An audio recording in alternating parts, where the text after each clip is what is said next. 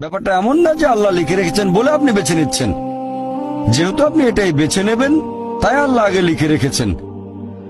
এখানে পছন্দ আপনার, তবে আল্লাহ আপনার পছন্দ জানেন। যেমন ধরেন একটা রাস্তার মোড়ে আসলেন, সামনে 5টা রাস্তা, রোড নাম্বার 1, 2, 3, 4, 5।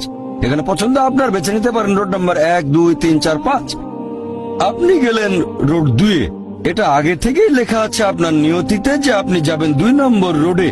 ব্যাপারটা এমন না যে আল্লাহ লিখেছেন বলে আপনি করছেন। যেহেতু আপনি এটাই বেছে নেবেন, তাই আল্লাহ আগে লিখে রেখেছেন। তাহলে পছন্দ আপনার। আপনি চাইলে টাকা উপার্জন করতে পারেন ভালো কাজের মাধ্যমে, হালাল উপায়ে, অথবা পারেন চুরি করে হারাম উপায়ে। পছন্দ আপনার। ধরেন চুরি করলেন, এটা আপনার সিদ্ধান্ত। তবে আল্লাহ আগে থেকে জানেন যে এই লোকটা সহজে টাকা পেতে চায়, তাই চুরি করবে। তাই আল্লাহ আগে লিখে রেখেছেন যে এই লোকটা 25 বছর বয়সে চুরি করবে। এখানে দোষটা কার? দোষ আসলে আপনার। তবে আল্লাহর আছে ইলমে গায়েব, তাই তিনি আগেই লিখে রেখেছেন।